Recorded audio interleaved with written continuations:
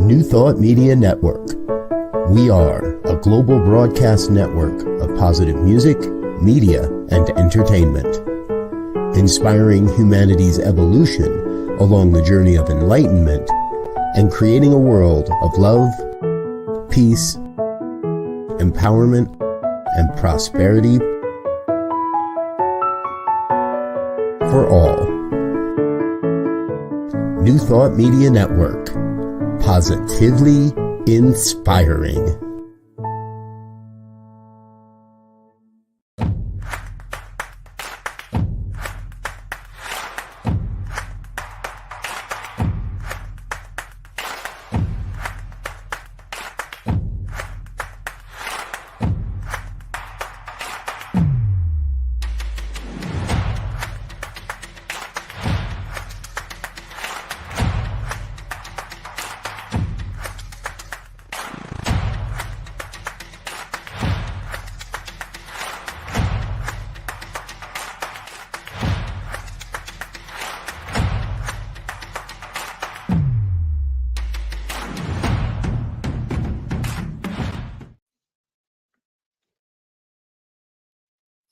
Hello, my friends. Welcome, and thank you for joining us for Spiritual Toolkit. I am Brack Ford, and I am your host.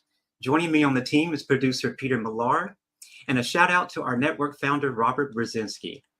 The idea for this show came about from my sincere desire to be of support to and a voice for the disenfranchised, the struggling, and hurting people within my reach. Spiritual Toolkit offers spiritual and ethical practices that support others in transforming their lives, relationships, and careers. And it's my hope that we can encourage others on their path to their passion, their dreams, and their best life, helping to build a bridge of understanding, healing, and thriving for all. So we will have guests from all walks of life talking about real life experiences and navigating its twists and turns and living triumphantly.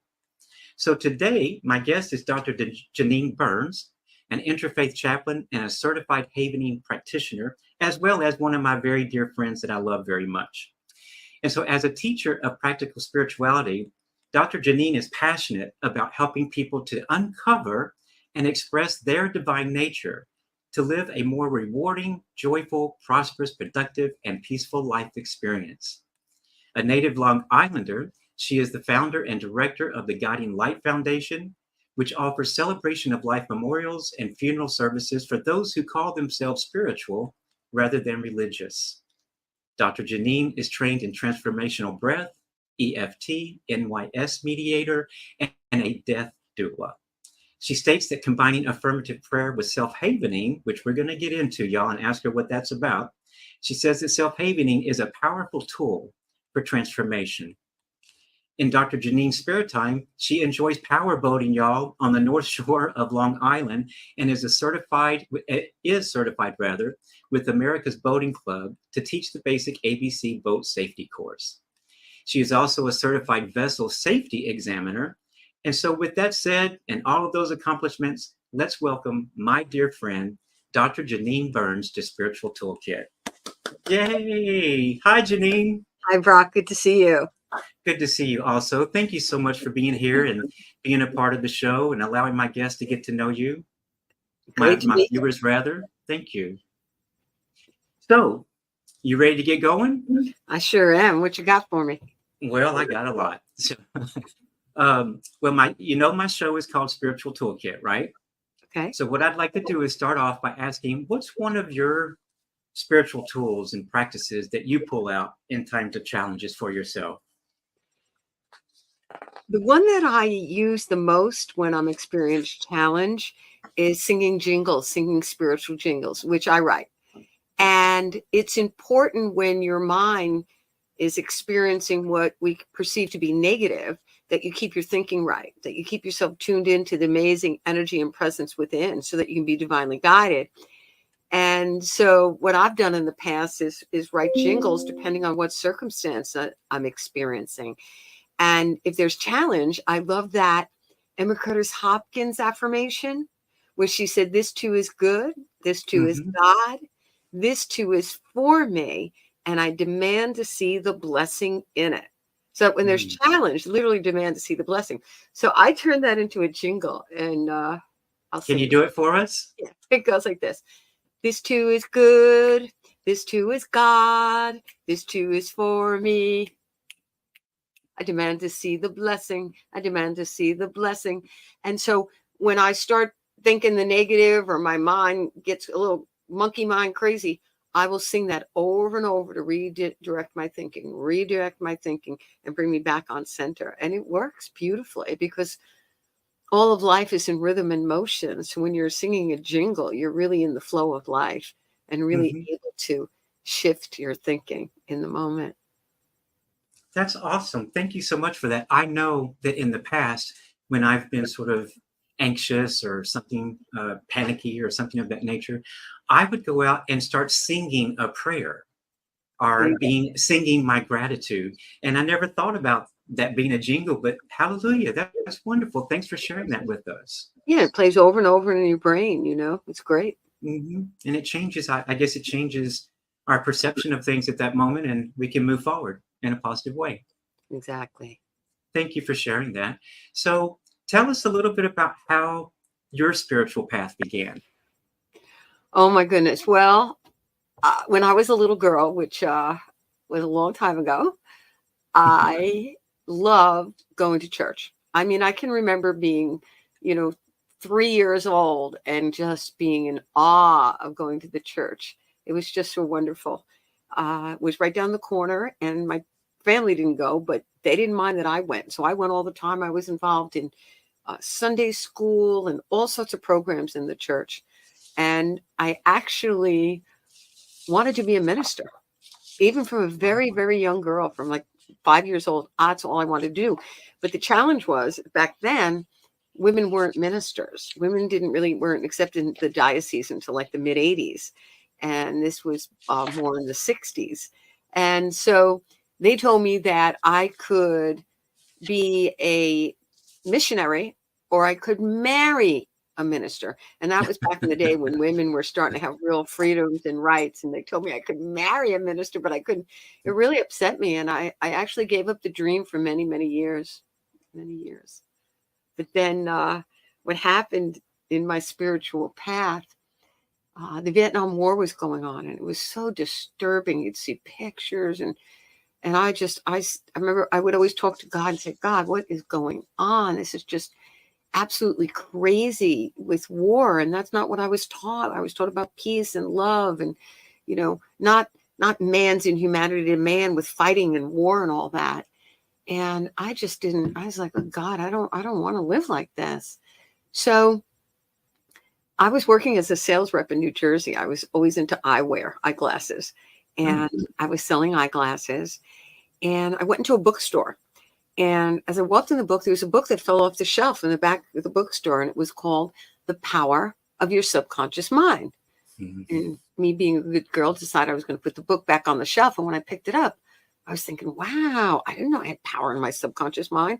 How cool is this? So I bought the book, which actually was really good because the next day I'd gone for a voice lesson. I had always loved to sing. And at the voice lesson, I took a deep breath and doubled over in pain. I mean, I was just in so much pain. So I had been feeling kind of lousy, but, I'd gone to college and I had taken, courses in psychology and had learned that, your thinking can make you feel crazy and stuff. So I figured my thinking was off. And what ended up happening is I was really sick.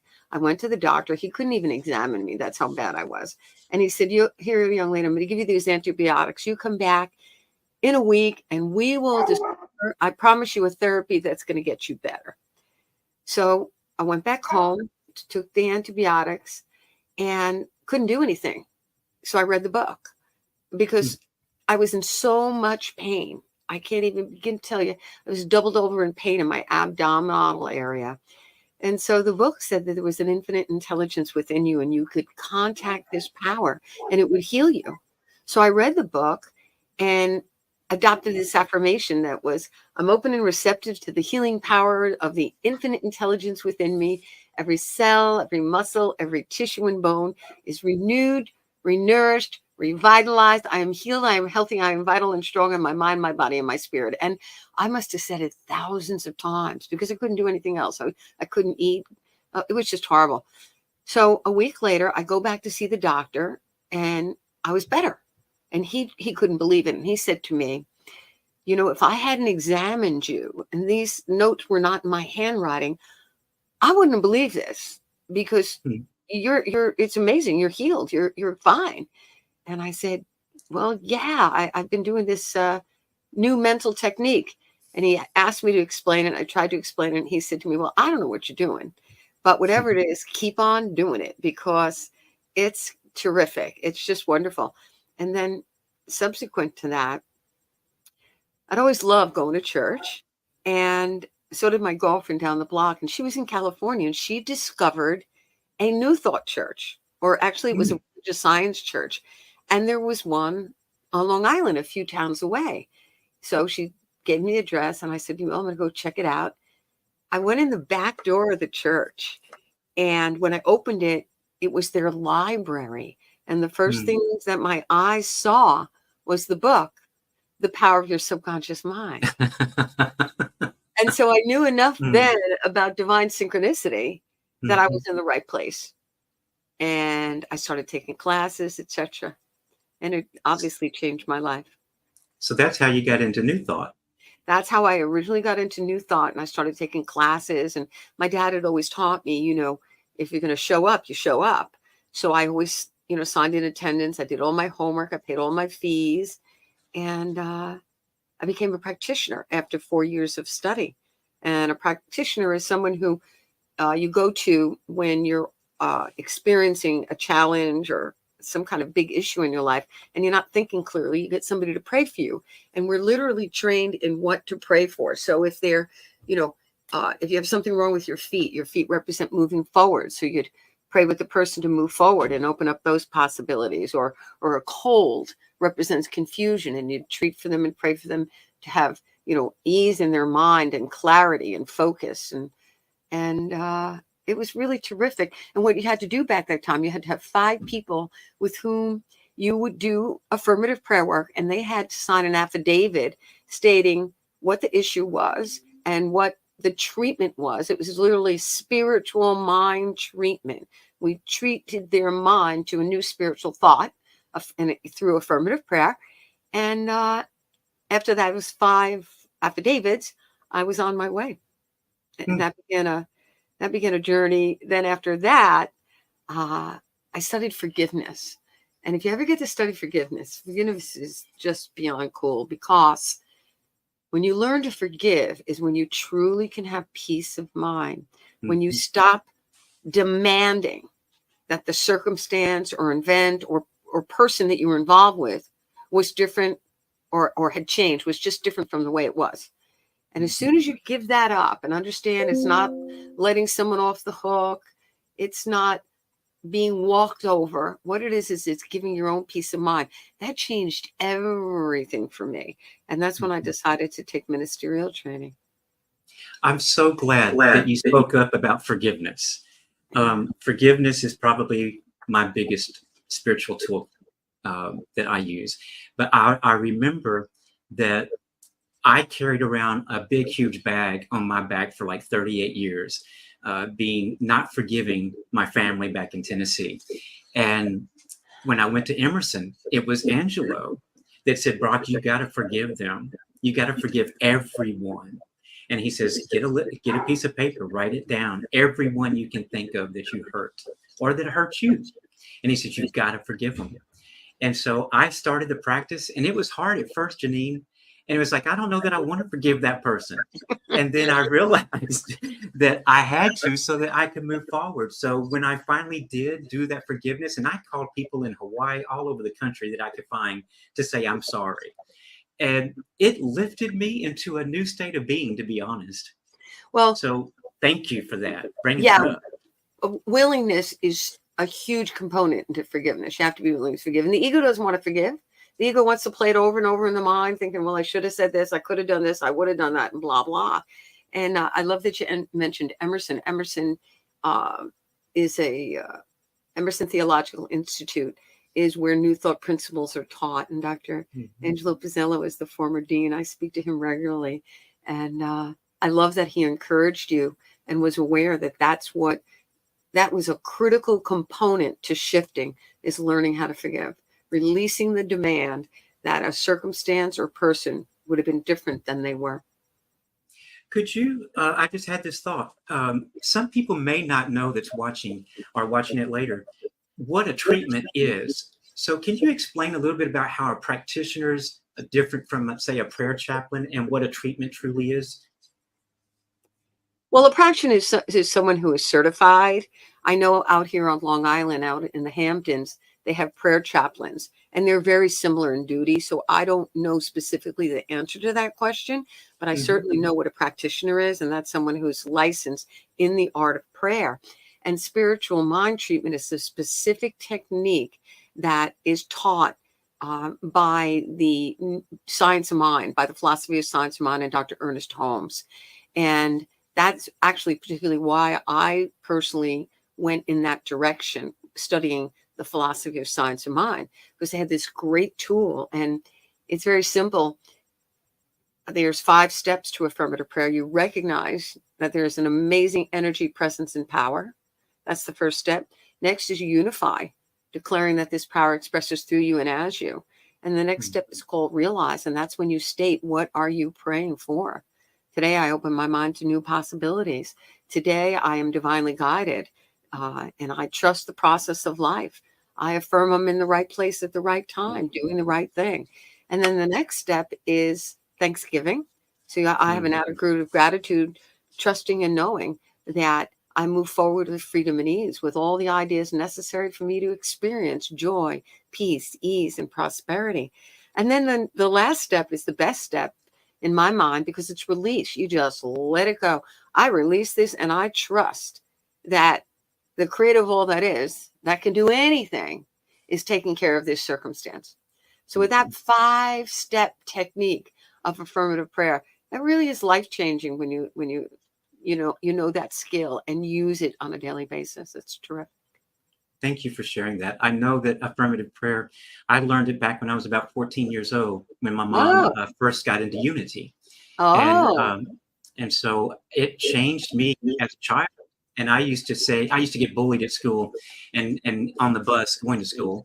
And so I remember every day walking after I learned about that, I would do self-affirmations in my head as I'm walking towards the bus stop, knowing it's going to be a good day and I'm not going to get beat up. Everything's going to be good for you.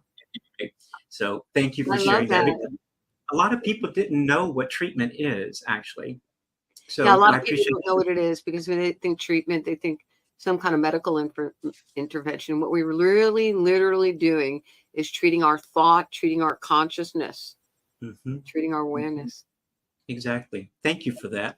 So, and I did say something about Emerson. I brought up Angelo and everything. I know that you were a part of that. Did you want to say anything about Emerson and your experience Emerson with is them? wonderful. Yeah, Emerson. I'm the liaison for Emerson, and so I like reaching out to people and encouraging them and supporting them.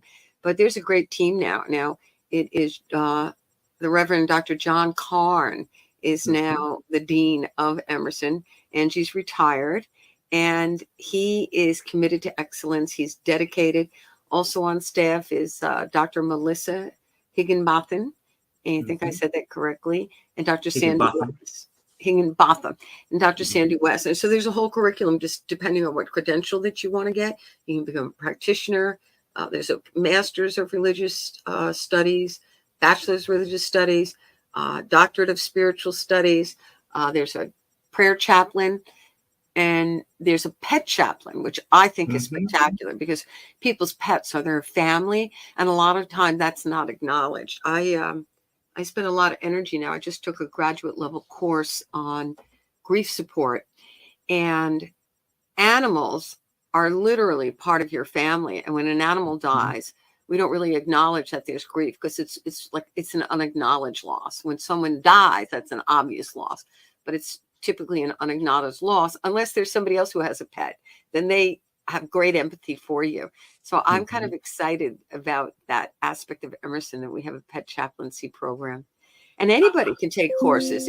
It's emersoninstitute.edu, emersoninstitute.edu. Anybody can take courses, and from basics to advanced, and they connect you up with one of the teachers, and they're really dedicated in supporting you in your spiritual growth and development, uncovering and expressing the divinity within, empowering you to change your thinking so that your life changes. They do great work. It's very exciting. True. And It's for true.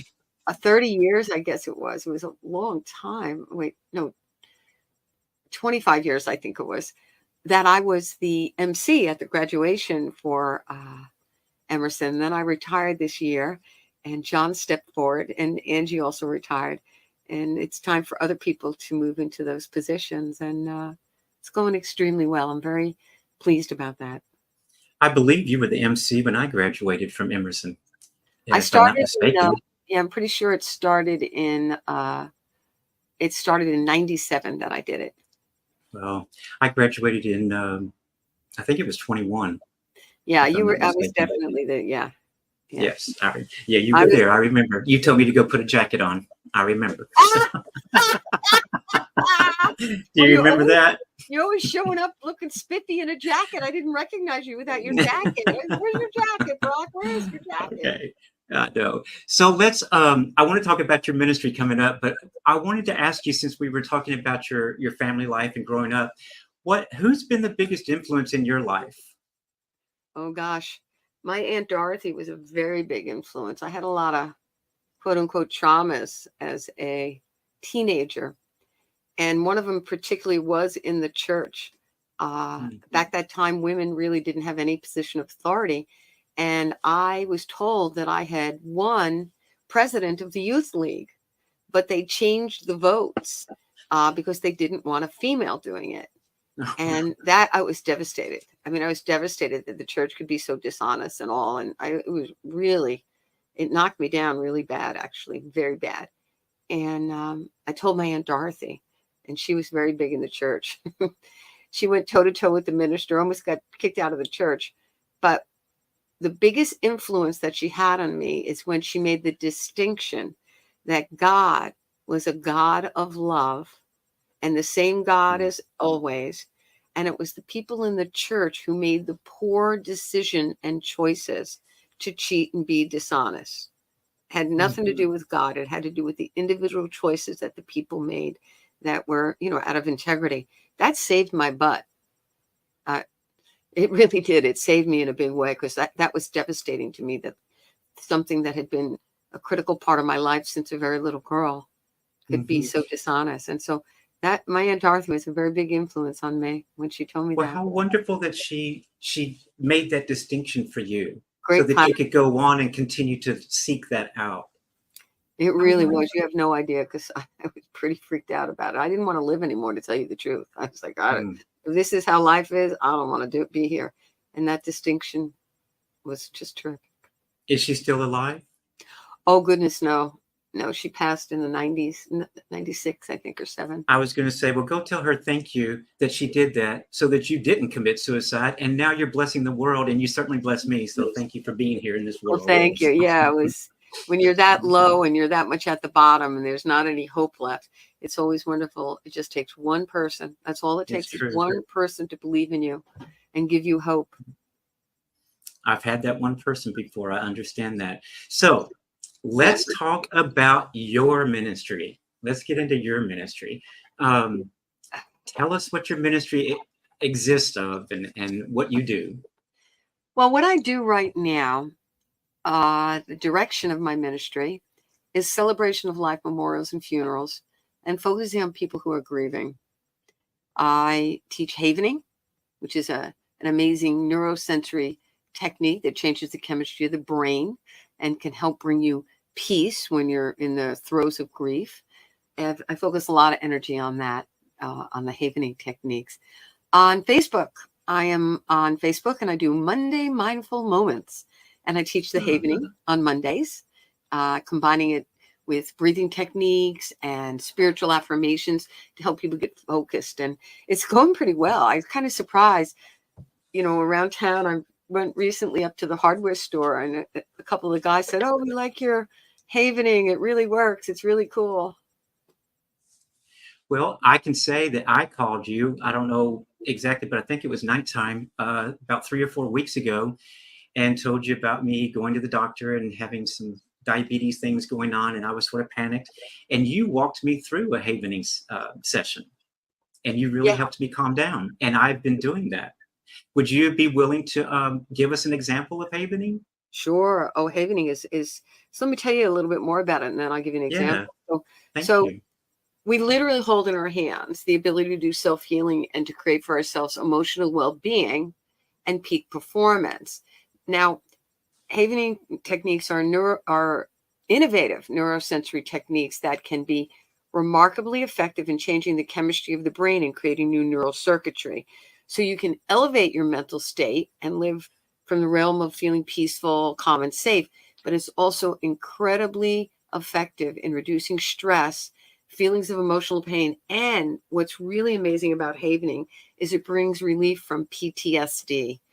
Hmm. And so when we spoke a few weeks ago and you had learned that you had diabetes, that's traumatic to all of a sudden learn this. And your life changes. You have to eat differently. You may have to be taking Mhm. medications. You have to watch your blood sugar. And so what we did is some havening techniques. And there's 3 ways to haven, and there's 7 techniques. There's actually more than 3 ways. There's actually basically 4 or 5 ways. So I'd like to show you.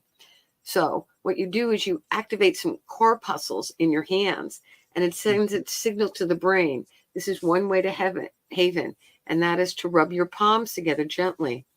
That's one wonderful way to do it. Another is to give yourself a gentle hug. Put your hand on your shoulders and show downward only. And in this movement and motion, what you're doing is, again, activating this chemical chain reaction. It's a calcium chemical chain reaction in the brain that affects the amygdala. It creates serotonin, oxytocin. These are great hormones. The serotonin is the hormone that relaxes you. Oxytocin is a connective hormone. And it also creates delta waves, which are the brain waves when you're Hmm. deep asleep. Another way to haven, and this I just love this one. Everybody has a favorite. This is my Hmm. favorite, is stroking across the forehead. I Forehead, like the shoulders. That your made me feel shoulders. really, Yeah, made me across feel your safe. face. Hmm. Yeah, this is another one right across your face. And a lot of people, like I know when I'm in public, I'll just rub my palms because nobody, and you, if you notice, a lot of people do it. A lot of people go Hmm. like this naturally, intuitively. Hmm. Hmm. And, and I'll tell you, Brock, when I learned havening, that was a key component and a missing piece for me in terms of practical spirituality. Because, we know that physically you have to eat right and exercise. We know that uh, spiritually we have to honor our spirit and pray and meditate. And mentally we read spiritual materials and, spiritual conversations. But what about emotionally? So many people get stuck.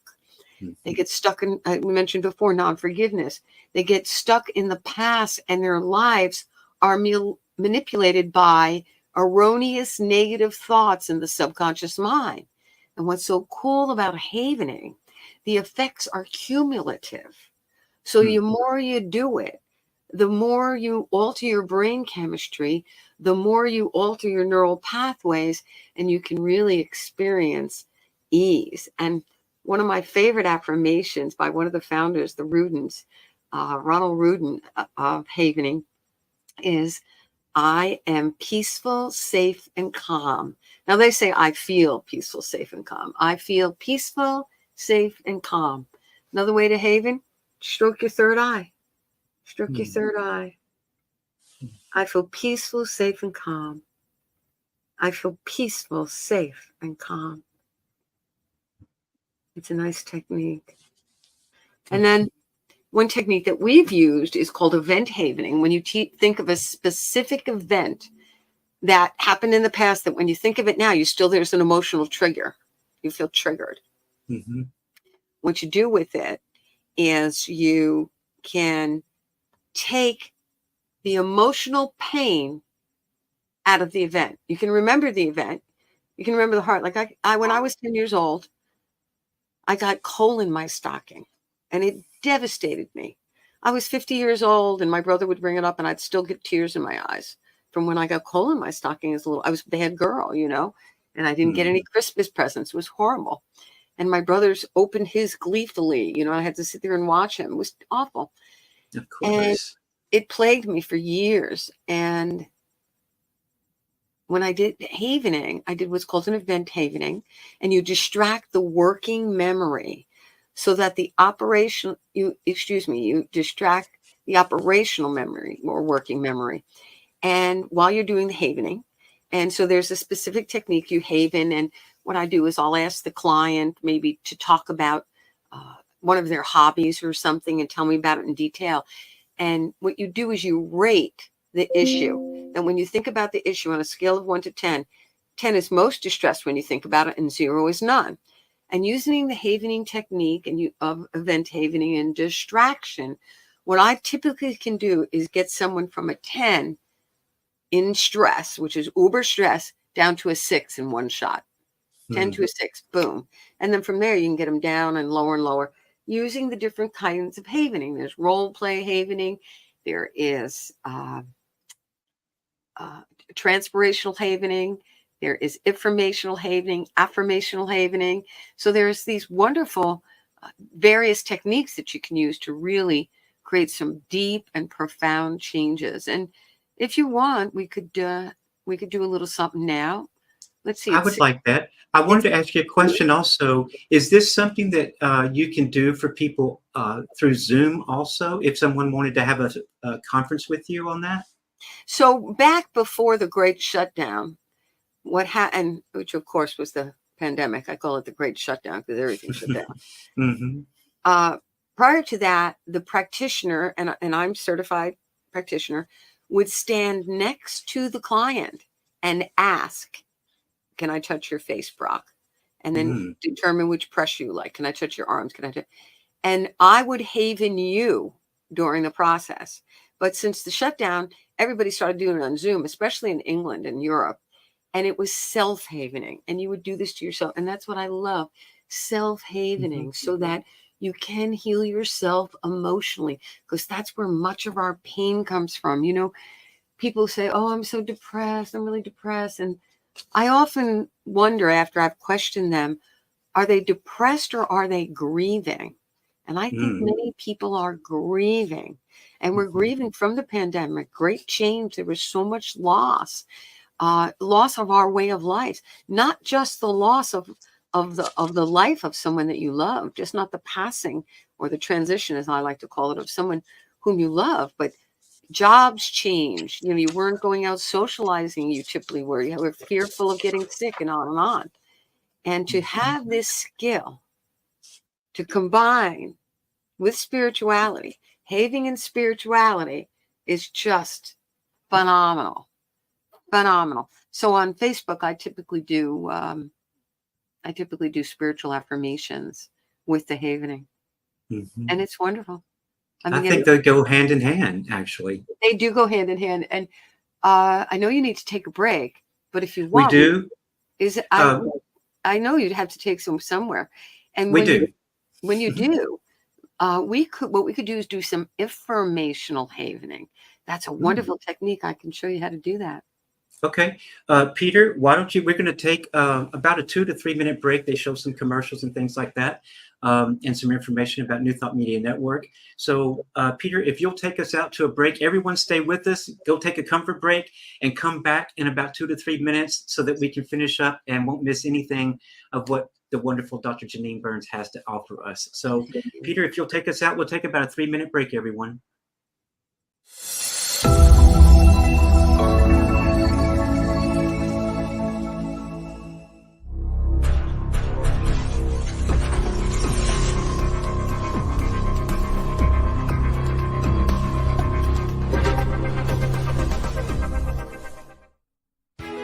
New Thought Radio, music from all your favorite New Thought artists. From Jamie Lula, Karen Drucker, Gary Lynn Floyd, Ricky Byers, Daniel Namath, Eddie Watkins Jr., and many, many more. 24/7 New Thought Radio. Positively inspiring. New Thought Media Network is on the rise. We're looking to grow with you. Do you have technical media experience or perhaps a desire to learn? Are you willing to volunteer your precious time and attention? We share this message to benefit all. If you possess a computer with a camera and a microphone, we will share our knowledge with you. Behind the scenes or being the star, let us bless our one. Contact us at info@ntmedia.org.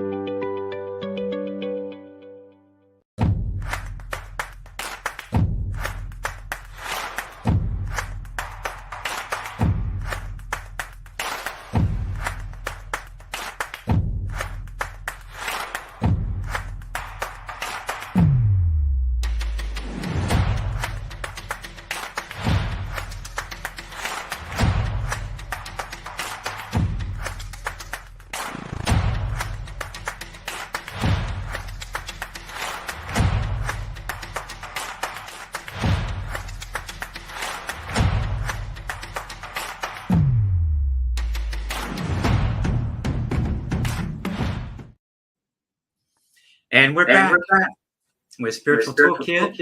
I'm Brock Ford, your host, and also our guest is Dr. Janine Burns. Thank you. All right, so before we went for the break, you were going to show us something. So you ready? Do some informational. Is that what you called it? Informational. What if? What if? So you begin by noticing how you feel right now. Notice how you feel. Just check in for a second. You might want to rate it on a scale of 1 to 10. 10, you feel fabulous. Down at 0, you're exhausted, feeling awful. Maybe you're 5, 6, 7, but let's begin to haven. So follow along with me. You can do it any way you like. Now, you have to make sure that when you stroke from the shoulders down, that you have a thin shirt on. If you have too much clothes, it's not going to activate the corpuscles necessary to cause that chemical train reaction in the brain. May I say something right here? Yeah. I'm sorry to interrupt you, but when I do the hands on the shoulders, I tingle all over. It's like I just feel energy or something just running through my body when I do that. And doing this, I feel great when I do this, but it's the shoulders that truly does something to me. You like the shoulders, yeah. Different people like different ways. As I mentioned before, I like the forehead. There's something very soothing to me about the forehead. And then I have a friend who he told me he goes back on his forehead, on his head like that. So that's another way. So keep havening, Brock, because I want you to have this experience along with me of feeling relaxed and centered. So my affirmation this month I'm working with is I live in a state of perpetual gratitude. I live in a state of perpetual gratitude. And just to say that over and over while you're giving. I live in a perpetual state of gratitude. I love that. Thank you. Live in a state of perpetual gratitude. I appreciate the blessings in life. I made it into a jingle. I like it so much. So I live in a state of perpetual gratitude is such a wonderful thing to sing or say while you're havening. And informational are questions like, what if? So what if? What if I lived in a state of perpetual gratitude? What if I was faith-filled? What if I believed that I was always divinely guided? What if I believed I was always divinely protected? What if I knew I was in the right place at the right time, doing the right thing? What if? What if I was confident? What if whatever idea I needed, whenever I needed it, came to me instantly and effortlessly? What if? What if I truly knew that I was lovable, loving, and loved? What if I knew?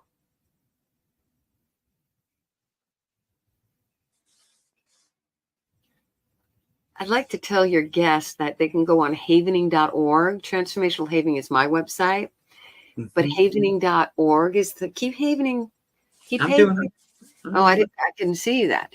So the website is havening.org, and there's lots of YouTube videos. There's one by a guy named O'Brien, and that explains it in depth. And then Kate Truitt, Truitt, but just plug in Havening into YouTube, and you can get short videos or you can get longer videos.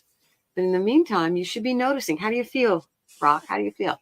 Well, I feel like I want this show to hurry up and be over so I can go sit down and lay down in bed now. So you're relaxed, is what you're saying. I'm feeling very relaxed and tingly. Yeah, well, all those delta waves and the serotonin coming out is really making a difference. So affirmational havening and informational havening, I use those a lot. I love affirmational havening. And again, the benefits are cumulative. The more you haven, the more it affects you. The more you change the brain chemistry, and the more you change the brain chemistry, the more you change your responses. You are less prone to react to the circumstances of life. You're more able to respond in a powerful, thoughtful, responsible, peaceful manner.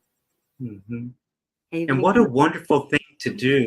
Instead of reacting and getting all tense and hyper and upset and red and whatever, you can still have the same conversation with someone after you've havened a little bit and know that it's just peaceful and flows. So thank you for that.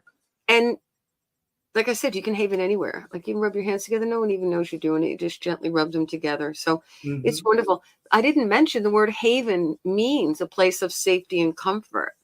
So you're really supporting yourself in that experience of being and feeling peaceful, safe, and calm. Well, thank you for this. Peter, I'm going to speak to Peter real quick. Did that resonate with you, Peter? The havening? Definitely does. I saw you doing it. Yeah, as Brock knows, I had to stop because I have to watch what's going on behind the scenes. Oh, okay. But I used to regularly get acupuncture. And so some of the things that you talked about with the motion going downward was an important thing that my acupuncturist would talk about in terms of directing energy out your feet, like negative energy and things like that. You want to, the same thing with the third eye. My favorite spot is the little needle in the third eye. It's just so dreamy. I'm wondering, you had mentioned searching on YouTube. I find that if I search for, I think it's AMSR videos or ASMR. Are you familiar with those videos? No. It's many people, when they hear certain kinds of sounds, get the tingling feeling that Brock was explaining he gets when he does this. And it's almost like people who have the ability to taste colors or associate, one sense is activated by something that is a sound activates a feeling, or a sight activates a sense of color or something. It's like that, these noises. I wish I could probably look real quick. Yeah, anyway, I'm not familiar with that. ASMR meaning. Brock, are you still havening? I am, with my hands. Okay. Yes, it is ASMR stands for Autonomous Sensory Meridian Response, a term used to describe a tingling, static-like, or goosebump sensation in response to specific triggering audio or visual stimuli. Okay. Wow. And what that does is, I find myself, I was connected with that to help me sleep. And I find that I am so open and receptive to positivity, to suggestions, to emotional release when I listen to the ASMR noises. There's certain noises for me. And I remember even as far back as a little boy, if someone was sketching for me, they'd like be drawing me a little picture, and the sound of the pencil tip on the paper and them saying, now I'm going to draw the head and put in the eyes, I would almost be like high, frankly, and just want to fall asleep right there. And it was just as I got older, I discovered a very opening sensation with it, not just like soothing, but I could see that more than just being soothed was happening. Thank you, Peter. Yeah. And the other thing, go ahead. And so if you look on, there's a lady named Tam, T-A-M, on YouTube, and she explains the chemistry and the AMPA receptors and why it actually works in the brain to make this shift. And that's what's so remarkable. I love the brain chemistry. I actually took a second training to study that more because it's terrific to know that, how the brain works. Well, excuse me, and this is something Brock will know. I am one of those people. I was never raised very religious, and so I'm not religious, but I'm open to spirituality, things like that. And what I found interesting about New Thought and hearing about unity and things like that, as I was getting to know Brock, was that religious science, all these things, they allow for science to get into our spiritual philosophies. Well, it allows religious science, literature, philosophy, all these things that, I would say that certain very dogmatic religions are like, no, we need a restraining order from science. We need to stay away from philosophers because they steer us wrong. And so this havening is just fascinating to me because as a person who often finds himself a little more skeptical, as soon as I hear and understand that there are very clear scientific ways to explain what's going on, I'm all on board then. That's all I need to hear to give it a fair shake. And then the last thing, which is a little off topic that I wanted to add, was I noticed as you were talking early on about forgiveness and some of the other earlier things that you were talking about, and grief, that I am learning more and more. For example, I thought of Byron Katie's Loving What Is, and it sounded like what you were talking about with releasing how I wish someone had been another way and it's different, that thing with forgiveness. That sounds to me very much about the lessons I get when I hear Byron Katie speak. Is it really true? Is it me? Is this really the way it is? And why do I expect some, things like that, these kind of questions. And I'm loving that. Let me just interrupt real quick. So for the viewer, they can look up Byron Katie. It's called The Work. The Work. Yes. Go ahead. Well, and I love as I work with Brock on these on Spiritual Toolkit episodes, how we're getting people from different points of view and with different backgrounds, but we're really threading the same needle from different directions. Wonderful. And I think what makes it fascinating or so exciting to me is that I think for myself, I can only speak for myself, that oftentimes certain concepts I'm sorry, I just can't get a handle on it. I just can't get a grip on it. I can't find an access point that makes me understand or visualize it. Algebra is the same way. I'm sorry, I just don't get it. But as we do this, it seems like every perspective creates another opportunity for people to find an access point, a handle that makes them go, oh, I get it now. And good point. Well, yeah. And I just remembered her name is Tam Johnson.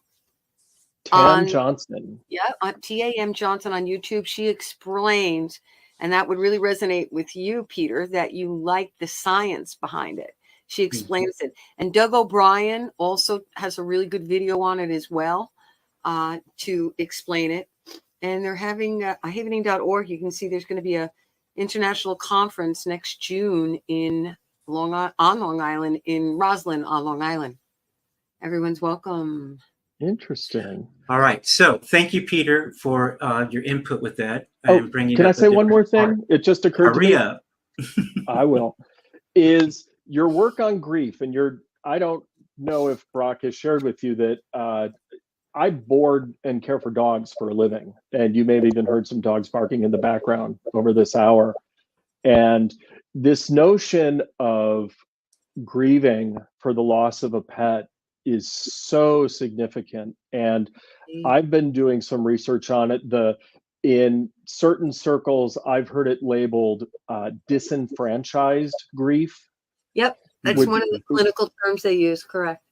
Yeah, that and it can apply to if you lose a job that you love, or graduating high school, graduating college, moving. Neighbors move away. Yeah, so many disenfranchised grief. Yeah. And the absolute need, I think it's fantastic. And a dog that I loved very, very much died just last weekend. And his owners, who are very tech savvy, they live in Texas now, are doing a bonfire in the dog's honor this Sunday. They're Zooming it because they've moved around a lot. And I am sharing with all of the dog professionals I know about this, because I'm like, everyone who loses a pet comes to us, the walkers or the boarders, and asks for help, and it's sort of a shoulder to cry on. And I really want the community I work in for animal care to really understand how important it is to validate that disenfranchised grief. Encourage then, sorry to interrupt, I encourage you. No.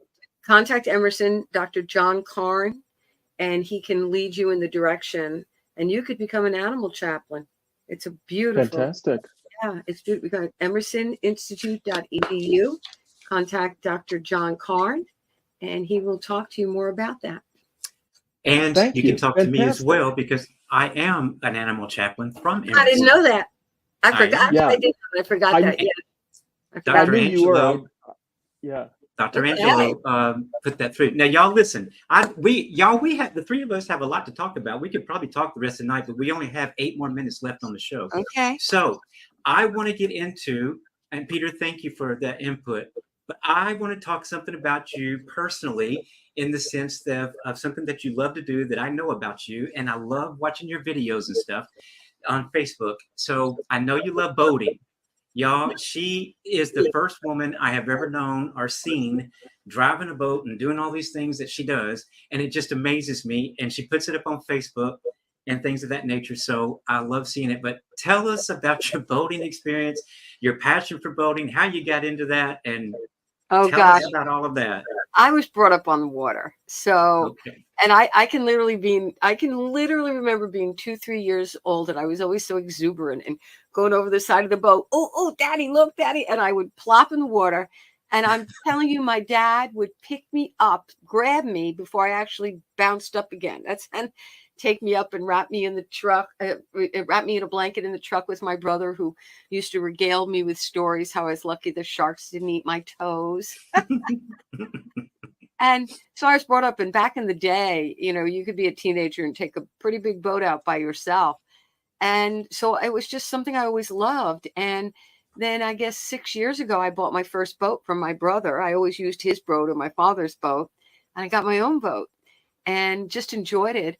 I became a vessel safety examiner, and it's non-governmental. What you do is, on behalf of the Coast Guard, is you check a boat for safeties. And I did it. I believe in boat safety, but I did it so I could get on all these boats and check them out, because I love boats. And so now I have a power boat. It's called an Albin, which is a terrific boat. It's a diesel power boat, and it's 28 feet long, and it's perfect for me.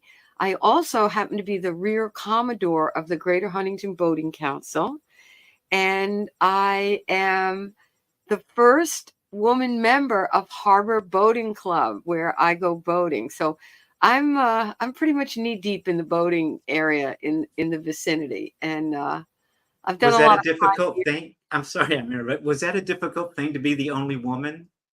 Well, what was difficult about it is when I told my brother I wanted to do it, because the boating's very expensive. If you like to, if you're a lady and like shoes and shopping and lipstick and clothes, voting is not for you because you need to spend big bucks on voting. The acronym is Break Out Another 1,000, BOAT. And so, yeah, it's an expensive but a very exciting hobby. And I'm sorry, I forgot your question. I got myself all tracked there thinking about that. I'm just talking about the voting. Yeah. What it was is, what was difficult was I told my brother I wanted to join, and I knew I'd be the only woman member. And when I got there, I walked in and they were cursing up a storm. And I don't curse because I'm afraid that if I curse, that, you know, I'd be doing a funeral service one day and say, that son of a gun, blah, blah, you know, so I don't curse. They were cursing up and down like you can't, my ears were like, ah. So I left. And as I'm leaving, my brother comes in. He goes, what are you doing? I said, I don't need to do this. I'm down the road at another club. I'm fine. I said, you wanted to do this. You're going to do this. And he marched me in there. And I, you know, they asked me questions about my voting skills and my ability. And an opportunity came up to join the club. Wow. And it's a working club. So I have to do guard duty and certain other things you have to do. But yeah, I'm really big in the voting. And I love, it's nothing prettier to me than look out the back of a boat and see how the waves go foaming up. Well, maybe sometime if I ever get up that way, we can go boating. You can take me out. I have a guest room, Brock. You're welcome. Okay. All right. Well, thank you for that. Dr. Janine. Yes. We're almost about out of time. Do you have any final thoughts you want to share at all? Yes, I think it's critically important every single day to set your mind right. Just as you eat food and brush your teeth and you exercise, you got to set your mind right and remind yourself that within you is the amazing presence and power of the creator of all that is. Every day, remember that you are one with this power. Affirm, I am. That's the name of God within you. I am divinely guided in all I think, say, and do. I am. Critically important every day. And if you do that, within days, your life will change. As your consciousness changes, your life experience changes. It's true. Thank you for sharing that. That's a wonderful last thought. Thank you. Thank you. Will you come back again, maybe in several months, and let's go deeper? Sure. I'm in. Awesome. I'll call you about that. So, my friends, you can check out Dr. Janine at transformationalhavening.org. Transformationalhavening, HAVENING.org. And Brock, yes. Yeah, I want to tell you, because I know you're about to say this, on the youarethelight.org website, there's a good article in there that I wrote on dealing with death when it first happens. Youarethelight.org, and there's a like a link. Dealing with death when it first happens is an article there. I will actually go there. Y'all, it's youarethelight.org for funerals and memorials. And then lastly, for her wedding services, she is at ilovetodoweddings.com. ilovetodoweddings.com. I have married over 1,000 couples on Long Island over the past 35 years. Well, that's a huge part of your ministry then. Well, it has been for over 35 years, but my ministry now is going to be the havening and spiritual principles combined. That's really what's going to help people with grieving. It's going to help them with releasing the past and moving forward in life with ease and peace and joy. Thank you, Janine. You've been a wonderful guest. Thank you so much. So we've come to the end of our show, everybody. So Dr. Janine, I'm grateful for your participation in sharing such interesting, thoughtful, and helpful and fun information. Thank you to all of our viewers and subscribers. And thank you to Peter Millar, our producer. And Peter, thanks for speaking up today. And a shout out to Robert Brzezinski, the founder of New Thought Media Network. And join us next week, y'all, which is Thanksgiving. So if you're not eating, join us. And where I personally will be the guest and sharing about my life and my path that has led me to this show and why I believe this show is vital and the whole New Thought Media Network period is vital. So drop in next week at 3:00 and we'll just have a conversation, me and you. So at any rate, and check out all the other great shows on New Thought Media Network at ntmedia.org. And with that said, Janine, thank you. Peter, thank you. Thank you, Brock. Great to my see friends. You. Thank you. Love you. All right.